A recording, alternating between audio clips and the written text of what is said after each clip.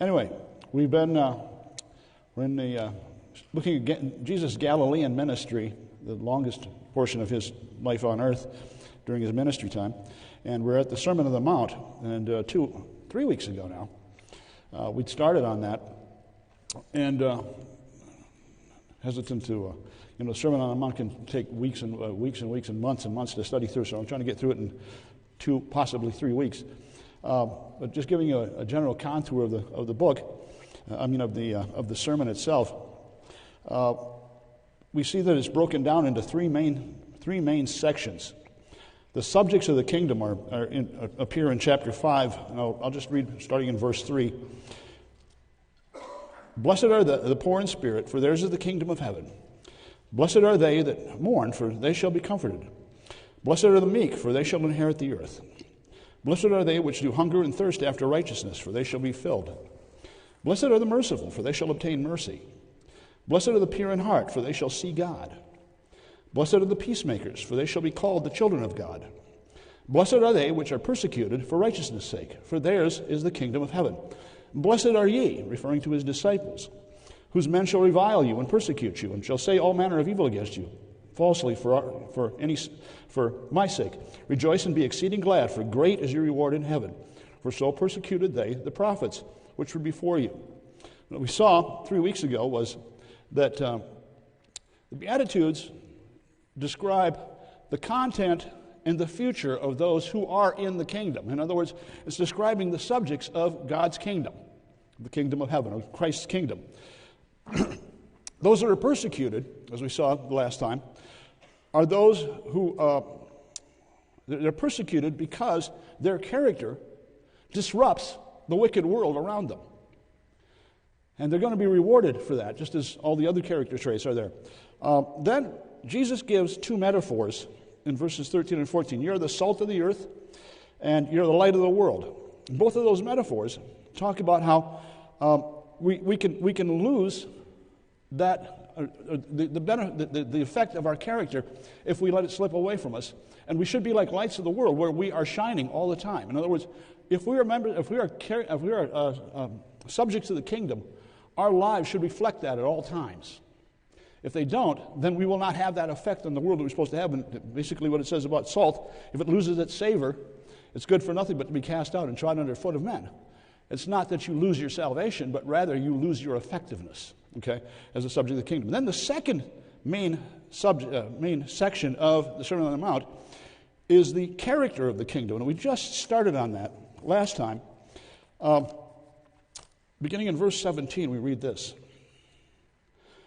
Think not that I am come to destroy the law or the prophets. I am not come to destroy, but to fulfill.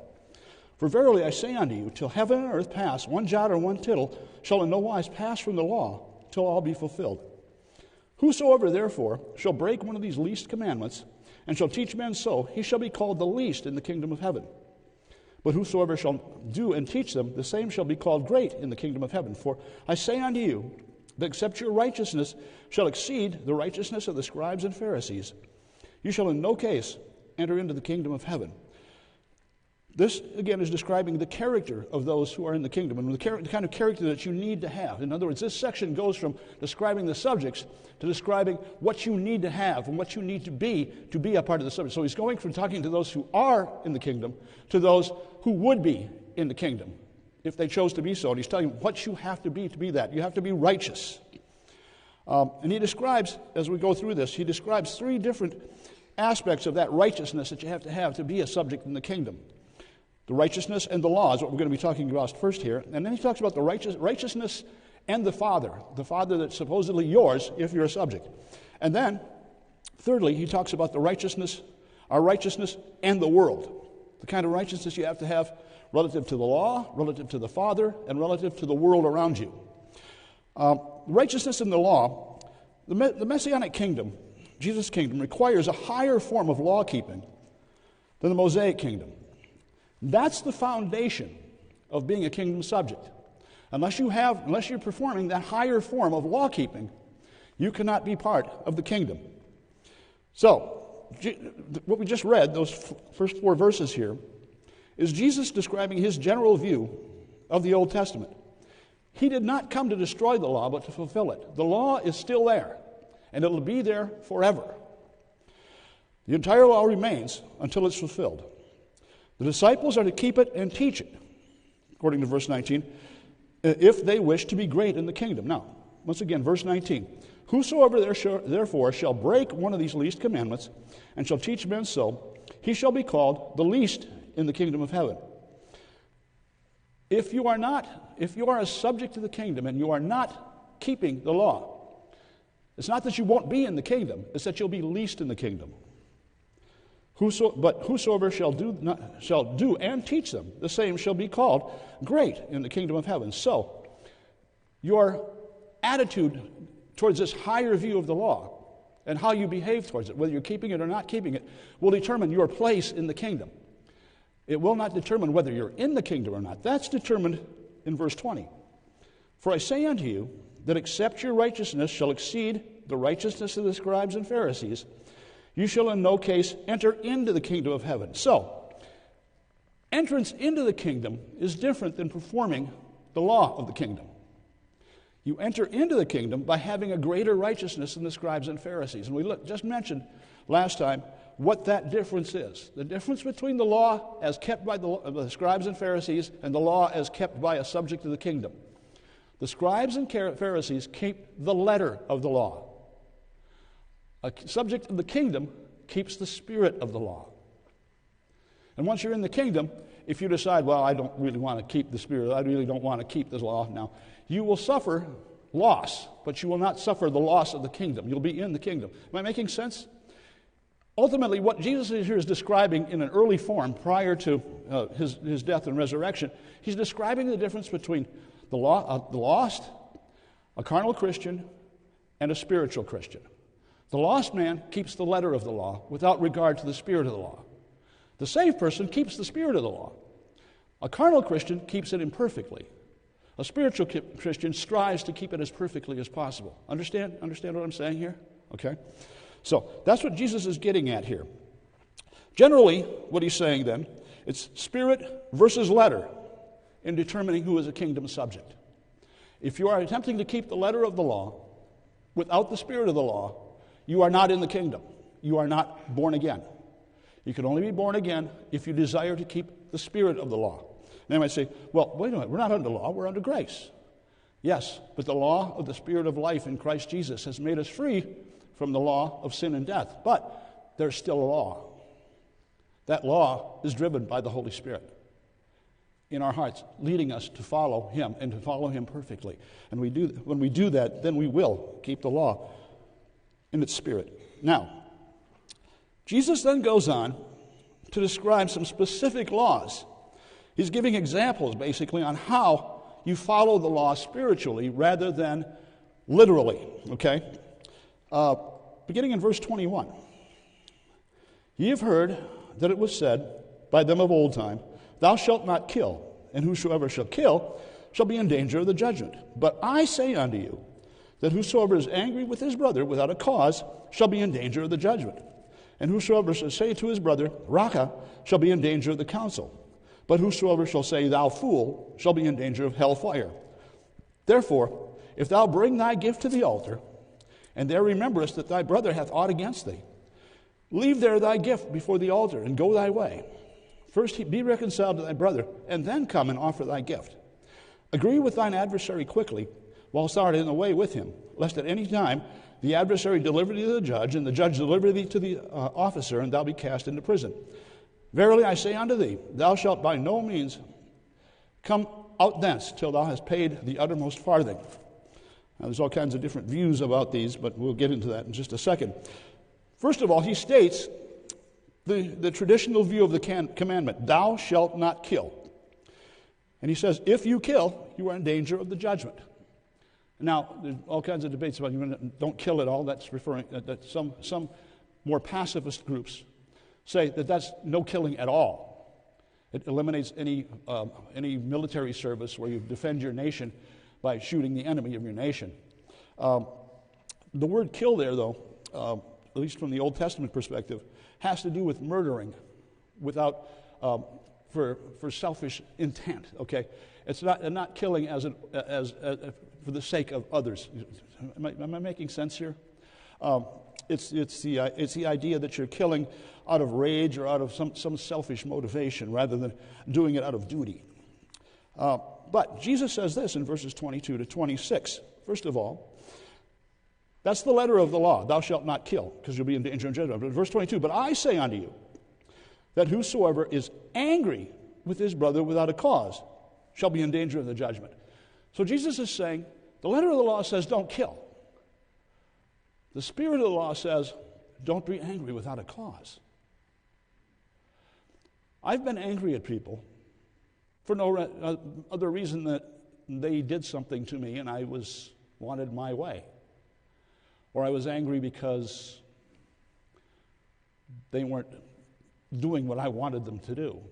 In other words, they weren't benefiting me.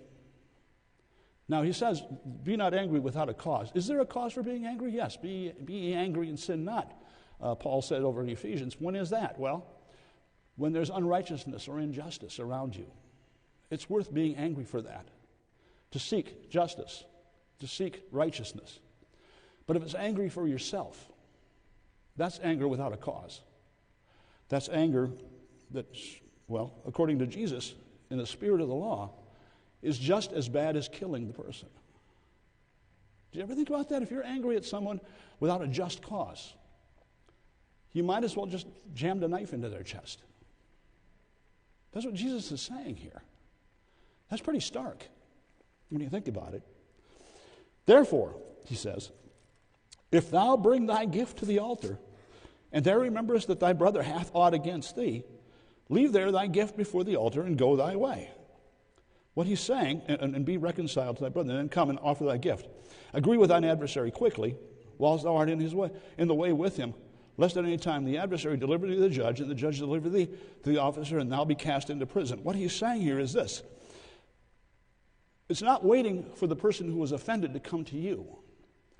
But when you realize that you've been angry at someone else, it's up to you to go to them. The offender goes first, not the offended. That's the spiritual interpretation of the law, the spiritual letter, the spiritual version of the law. If you've offended, not if you've been offended, but if you've offended someone, you go to them and seek forgiveness. Think about it. That's what a Christian is supposed to do. We're not supposed to wait till those we've wronged have come to us and then we apologize. No. We should be listening to the Spirit, convicting us when we've done wrong, and then doing everything we can immediately to resolve that. That's a subject of the kingdom. The person who's not a subject of the kingdom just does the letter of the law. Well, I didn't kill him even though I was mad at him, therefore I'm okay. No, that's not what Jesus said. Now, the second law that he gives an example to is in verses 27 to 30. Ye have heard that it was said by them of old time, thou shalt not commit adultery. There's the letter of the law. Don't commit adultery. Now, Jesus says, though, in verse 28, but I say unto you, that whosoever looketh on a woman to lust after her hath committed adultery with her already in his heart. And if thy right hand offend thee, pluck it out and cast it from thee. For it is profitable for thee that one of thy members should perish, and not that thy whole body should be cast into hell. And if thy right hand offend thee, cut it off and cast it from thee. For it is profitable for thee that one of thy members should perish, and not that thy whole body should be cast into hell. The original commandment, thou shalt not commit adultery. Don't commit the physical act of adultery. But Jesus said the spiritual version of this law is if you even look. And it's the idea of a second look, a lingering. Then you've committed adultery in your heart. It doesn't have to be physically. It can be mentally and emotionally. If you've done that, then you are going to suffer the same judgment that one who does commit adultery. And then he makes a really peculiar statement in verses 29 to 30 about how if you've done this, or rather if your eye offend thee, pluck it out. If your hand offend thee, cut it off. Jesus isn't advocating for self-mutilation. If he was, there'd be a lot of guys in this building who are blind and missing their hands. I among them. No, what he's saying is we need to take this seriously, men. We need to take seriously the purity of our hearts. Because if we don't, we might as well have committed adultery. That's what Jesus is saying. It's a heart issue, not an act issue. It's not the letter, it's the spirit that we need to practice. The third example is in 31 to 32. It has been said, whosoever shall put away his wife, let him give her a writing of divorcement. But I say unto you that whosoever shall put away his wife, saving for the cause of fornication, causeth her to commit adultery. And whosoever shall marry her that is divorced, committeth adultery. The original command, whosoever shall put away his wife, let him give her a writ of divorce, a writing of divorcement. Now, I'd like you to turn quickly over to Deuteronomy chapter 24. Deuteronomy 24.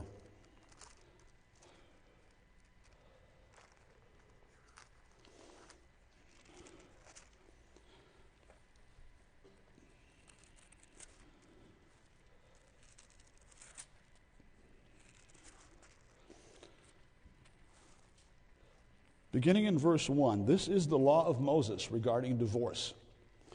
When a man hath taken a wife and married her, and it come to pass that she find no favor in his eyes, because he hath found some uncleanness in her, then let him write her a bill of divorcement, and give it in her hand, and send her out of his house. And when she is departed out of his house, she may go and be another man's wife. And if the latter husband hate her, and write her a bill of divorcement, and give it in her hand, and sendeth her out of his house, or if the latter husband die, which took her to be his wife, her former husband, which sent her away, may not take her again to be his wife after that she is defiled, for that is abomination before the Lord. And thou shalt not cause the land to sin, which the Lord thy God giveth thee for an inheritance. Now, turn over, if you would, to Mark chapter 10. Mark chapter 10.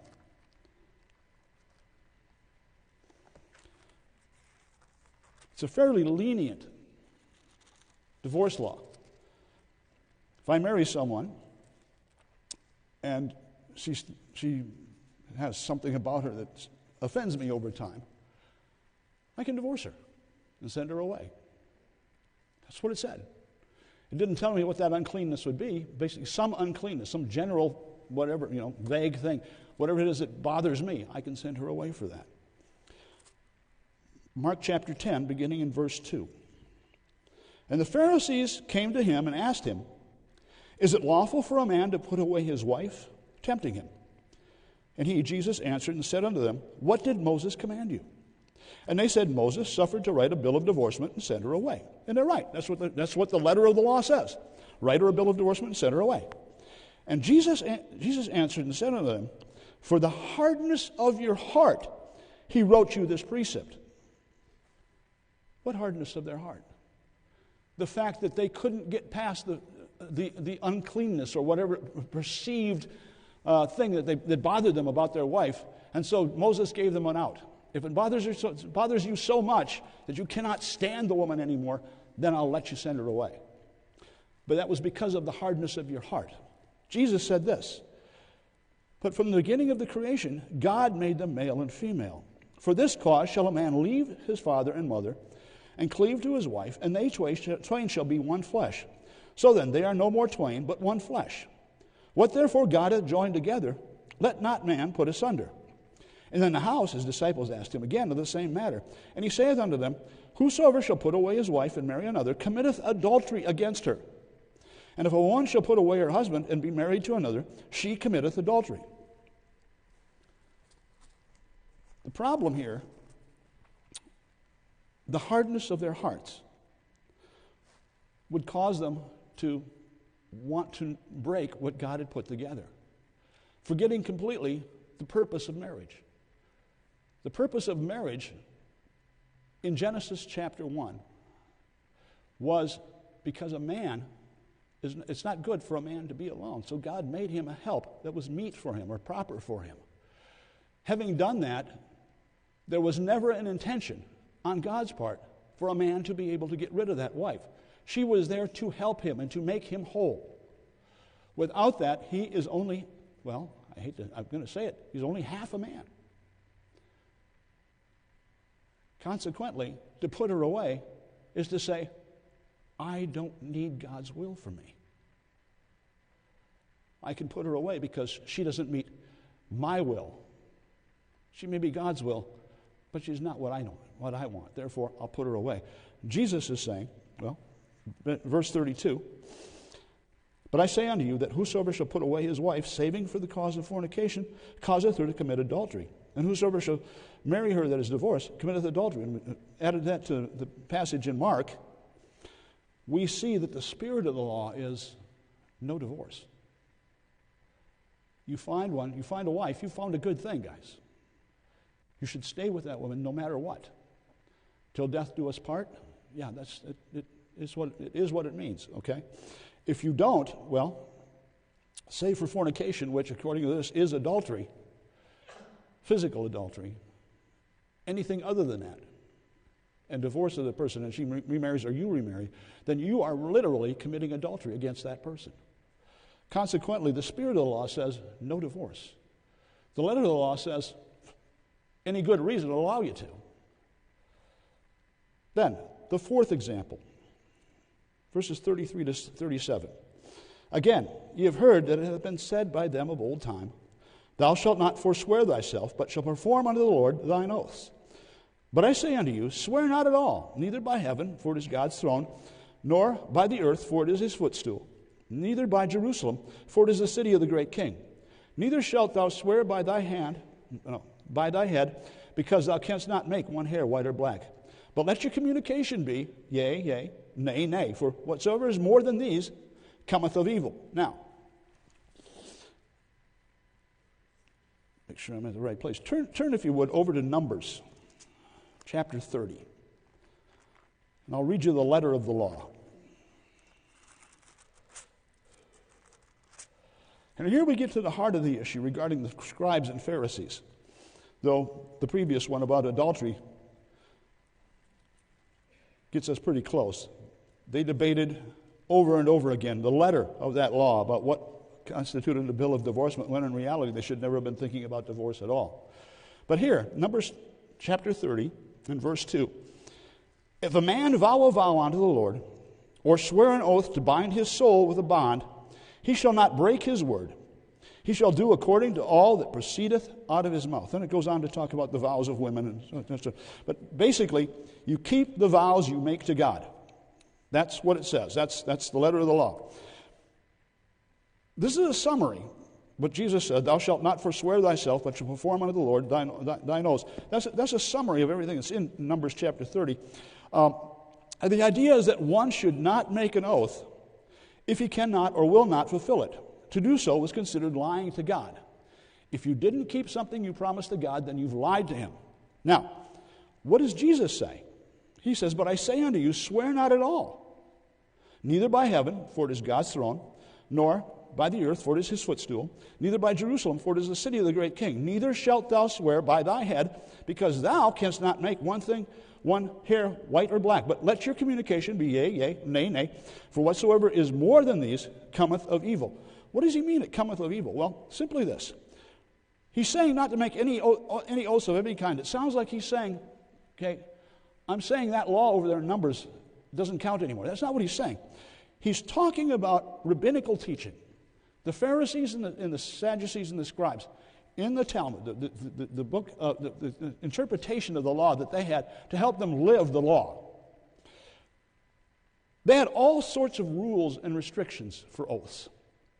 You could make an oath to God, but you want to read what their commentaries were, because you make an oath, you might be able to legally get out of that oath based upon the loopholes they found in keeping the law, in keeping the oaths. Okay, for example, there was one talking about how if you promise a gift to your parents and then decide that you need that money, you can say, I've offered it now to God. It's now God's money rather than yours. And in that way, you can use it until it's time for you to give it to the temple, which would probably be the time you die. And you won't have to give it to your parents. In other words, it was a loophole that they found because of a certain situation somewhere in the past that allowed them to not keep the oath. Remember I talked to you last week about the Kaviv, the last time we met, about how they're not supposed to travel on the Sabbath, they're supposed to stay home. But when they all bought $1 worth of property from each other, suddenly the whole community was their home and they could go anywhere in their community on the Sabbath day, thus making the law of the Sabbath of none effect. That's true with the oaths too. All kinds of loopholes. Jesus is saying, no more oaths. Don't even put yourself in a situation that you could lie to God. In other words, what he's saying, the letter of the law makes oaths and then tries to find ways around them. The spirit of the law doesn't even do that. Why? Because in the spirit of the law, you honor God too much to take the opportunity to lie to him. You would rather be on correct relationship with him at all times rather than take the opportunity to put yourself in a position where you would end up lying to him. You understand what I'm saying? The relationship is more important than the rule. So don't make any oaths. That's the idea. A simple yes and no in all of your dealings with God and man is what you should be doing. That's the only way to avoid the possibility of evil. Then, the next example, the fifth example that Jesus gives is in verse 38. Ye have heard that it has been said, an eye for an eye and a tooth for the tooth. But I say unto you, that ye resist not evil, but whosoever shall smite thee on thy right cheek, turn to him the other also. Excuse me. And if any man will sue thee at the law, and take away thy coat, let him have thy cloak also. And whosoever shall compel thee to go a mile, go with him twain. Give to him that asketh of thee, and from him that would borrow of thee, turn not thou away. So, the original commandment, an eye for an eye and a tooth for a tooth. If you would, turn over to Exodus chapter 21. Exodus chapter 21. That phrase, an eye for an eye and a tooth for a tooth, occurs only 3 times in the Old Testament. But that statement is the basis of justice in Israel for meting out punishment against wrongdoing. Understand? Against wrongdoing. If I steal from you, I need to give it back to you. If I harm one of your farm animals, I need to replace that farm animal. On and on. It's eye for an eye, tooth for a tooth. If I put your eye out in a fight, well, I'm supposed to have my eye taken out too. That's the idea, okay? Justice for wrongdoing. Unfortunately, it was often used vindictively in situations which did not warrant judicial punishment. For example, somebody just, not so much breaks the law in wrongdoing towards you, but does something that just bothers you. You could take him to law and sue the pants off him, according to Pharisaic law. Exodus 21, beginning in verse 22. If men strive and hurt a woman with child, so that her fruit depart from her, and yet no mischief follow, he shall be surely punished according as the woman's husband will lay upon him, and he shall pay as the judges determined. And if any mischief follow, then thou shalt give life for life, eye for eye, tooth for tooth, hand for hand, foot for foot, burning for burning, wound for wound, stripe for stripe. The idea being that if you're fighting this woman's husband and you accidentally hurt her so she miscarries, that's an injustice that needs to be paid for. To turn, if you would, over to Leviticus 24.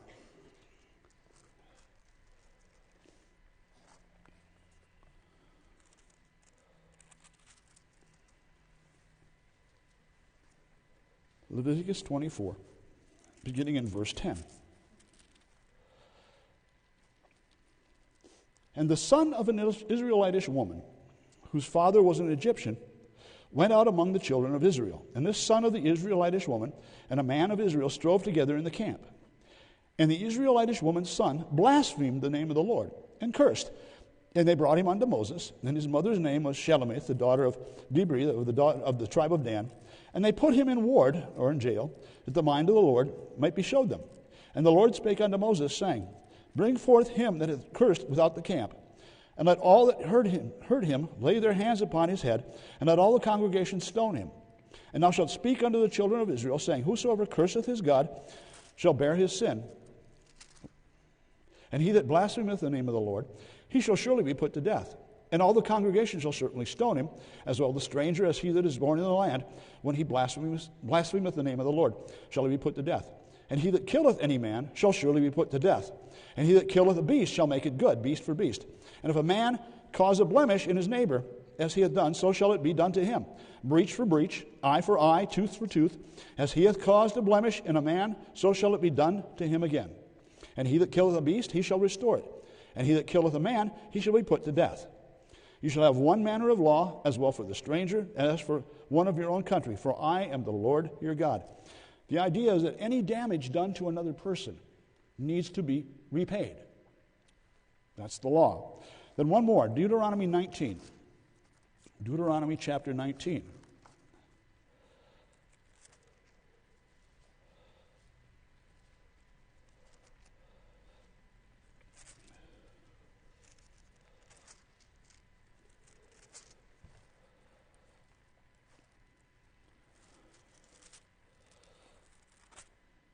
Deuteronomy chapter 19, beginning in verse 16. If a false witness rise up against any man to testify against him that which is wrong, then both the men between whom the controversy is shall stand before the Lord, before the priests and the judges, which shall be in those days. And the judges shall make a diligent inquisition.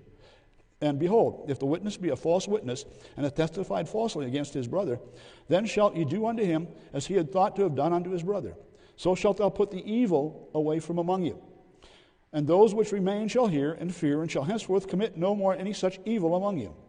And thine eye shall not pity, but life shall go for life, eye for eye, tooth for tooth, hand for hand, and foot for foot. And I think Deuteronomy 19:16 makes it very clear what kind of justice is being talked about here. If you do harm to someone else knowingly and with evil intent, that is wrongdoing that needs to be paid back. Okay? All the way up to forfeiting your life for killing another person. Now, Jesus in verse 39 said this, But I say unto you, that ye resist not evil, but whosoever shall smite thee on thy right cheek, turn to him the other also. And if any man will sue thee at the law, and take away thy coat, let him have thy cloak also. And whosoever shall compel thee to go a mile, go with him twain. Give to him that asketh of thee, and from him that would borrow of thee, turn not thou away. What's the difference? It sounds like Jesus is contradicting the law, but he's not.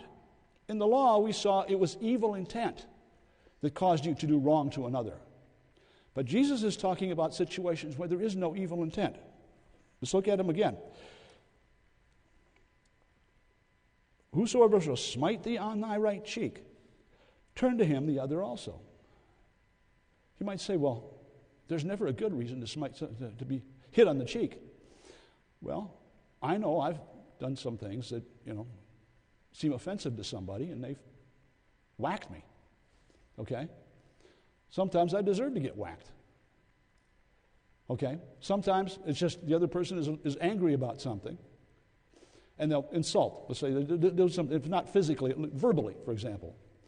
Well, it says, if it's not wrongdoing, because it's a reaction rather than intent for evil, what should I do? Hit him? No. Turn my cheek to him. Just take it. Don't get angry at him. Just take it. That's a hard one to swallow. I know it is. But let's look at the others. Okay? If any man will sue thee at the law and take away thy coat, let him have thy cloak also. If someone sues you, they believe they have a righteous reason to do so. They may be wrong, but if they sue you and they win, you should take it. Why? Because maybe you did do wrong. Or maybe it's because they need it. Next one. And whosoever shall compel thee to go a mile, go with him twain. Somebody's urgently in need of something from you. They need you to give them a ride somewhere because they have a particular desperate need. You should be willing to take them anywhere they wish to go. Next one. Give to him that asketh of thee. It doesn't say who forces you, but asks of you. And from him that would borrow of thee, turn not thou away. The idea here in the law is that it's evil intent that causes them to do something against you. That's requiring justice. But here, if anybody needs you for something, you should be willing to give to them without seeking retaliation. They might say, well, that seems kind of odd. But think about it. What does Jesus say? The principle is don't resist evil. Don't seek vengeance when you are wrong. Now, there is legal recourse. If something has been done to us illegally, for example, if somebody steals from us, we have legal recourse. That is true. But we need to temper it, is what Jesus is saying here. None of the examples listed are criminal acts in the law. They are personal affronts, which could lead to vindictiveness. Somebody slaps me, I'm going to accuse him of assault. And I probably legally could do that, but am I supposed to do that? The idea in all the cases is to give in to those who trouble you, and as much as possible, make peace with them. Aren't we supposed to be, as much as possible, at peace with all men? Not just our friends? I had a former pastor lived in a town. He had his neighbor knew that he was a pastor and really despised Christians. And at every turn, he was finding some way to make my pastor's life miserable. I mean, really miserable. He'd put up fences, he'd cut down his trees, he would just make his life miserable. And he forced my pastor into all sorts of having to spend a lot of money to prove, for example, that his lot lines were correct. Because this guy was claiming, your property, your garage is 3 feet over onto my property line. And he had to spend several $1,000s to get a proper survey done to make sure that his property, all this kind of nonsense. And he said, it irritated the fire out of me to have to deal with this guy. But he said, every time I'd see him, I'd wave and say hi. If he was doing something, I'd offer to help him. He'd always ignore me. But he said, my duty as a Christian is to be kind to my enemies, even when they make my life miserable. Okay? Now, what this guy was doing was perfectly legal in harassing. He never did anything, come over and break his windows or anything. It was always stuff that was within the bounds of the law. So there wasn't any injustice going, but it was, there was evil intent on his part, but he wasn't doing anything to harm the pastor other than things that could be legally justified. He needed to take it. Why? Because that's what subjects of the kingdom do. The letter of the law say, I'll get you, you dirty dog, for coming after me like this. The spirit of the law says, I can take this for his benefit because it may change his heart. Now, did the guy ever get saved? I have no idea. I know that he did eventually kind of soften a little bit. He wasn't quite as harsh. But the fact remains is, a subject of the kingdom does not retaliate. Then, let's see here. There's one more, verses 43 to 47. Ye have heard that it hath been said, Thou shalt love thy neighbor and hate thine enemy. But I say unto you, love your enemies, bless them that curse you, do good to them that hate you, and pray for them which despitefully use you and persecute you, that ye may be the children of your Father which is in heaven. For he maketh his sun to rise on the evil and on the good, and sendeth rain on the just and on the unjust. For if ye love them which love you, what reward have ye? Do not even the publicans the same? And if ye salute your brethren only, what do ye more than others? Do not even the publicans so? This is regarding love. Thou shalt love thy neighbor and hate thine enemy. Now, the interesting thing about that statement, if you turn quickly over to Leviticus chapter 14, and I think this one summarizes the last one quite well. In fact, summarizes all of them quite well, as we'll see here in the last verse, in verse 28, or verse 48, which we'll get to in a second. Leviticus chapter 14.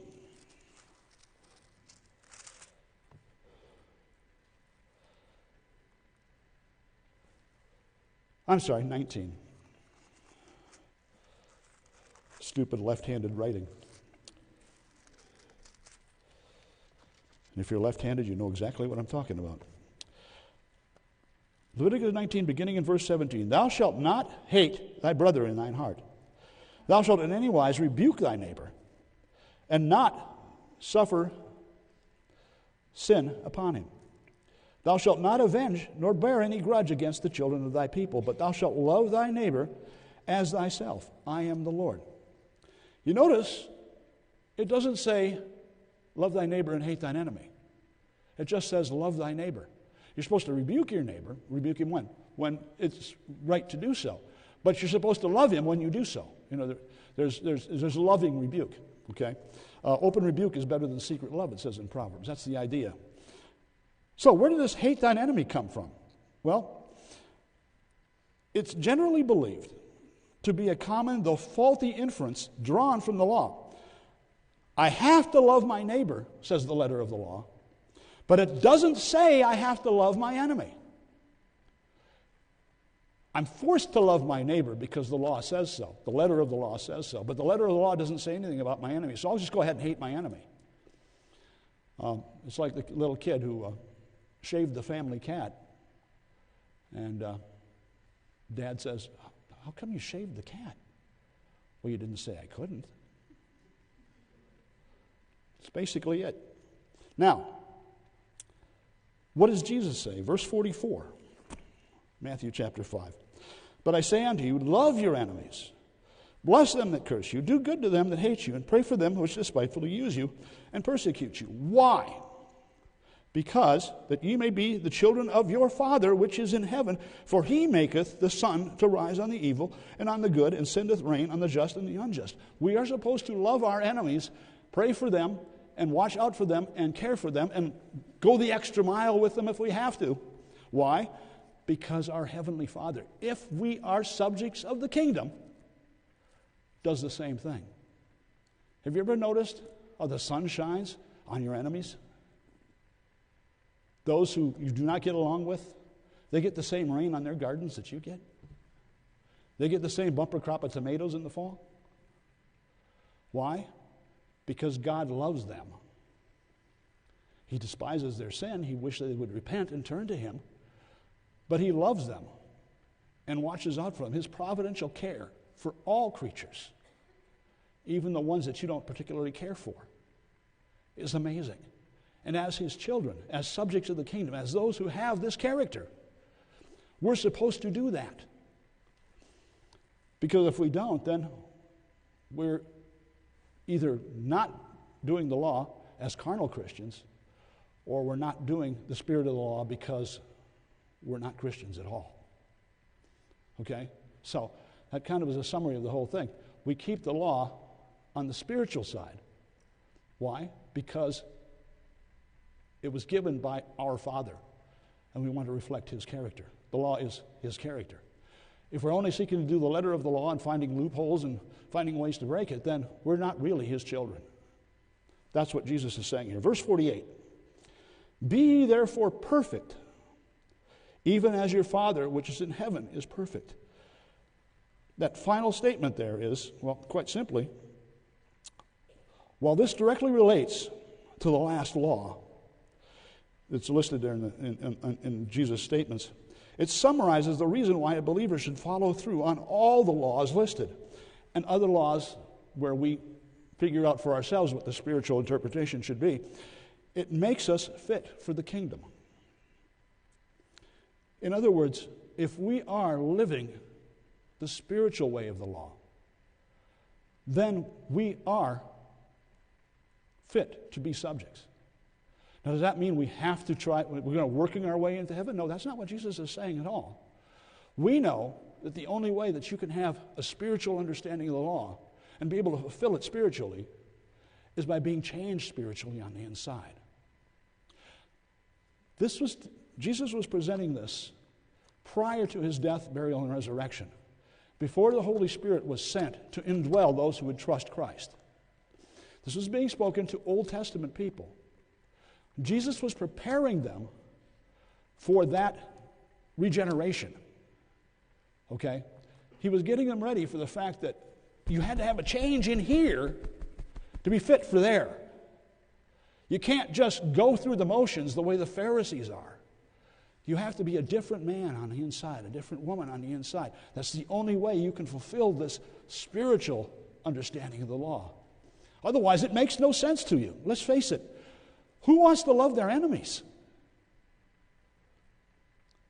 You know, who doesn't want to get somebody out of their life that they find disgusting? You know, it's just the way we are, naturally, as sinners. We need to be perfect as our Father in heaven is perfect. And how does that happen? By being made perfect on the inside. That's what Jesus is talking about here. We'll pick it up next week. Let's have a word of prayer, shall we? Heavenly Father, we thank you for this understanding we have that there's a difference between the letter of the law and the spirit of the law. And that if we want to be part of your kingdom, we need to have the spirit of the law written in our hearts. Otherwise, we won't be in your kingdom. And I pray that each one of us would make sure of that today by making sure of their salvation, that they've trusted you as their Savior so that they can have that spirit of the law dwelling in them to lead them to live the way you would have them live. In Jesus' name we pray. Amen.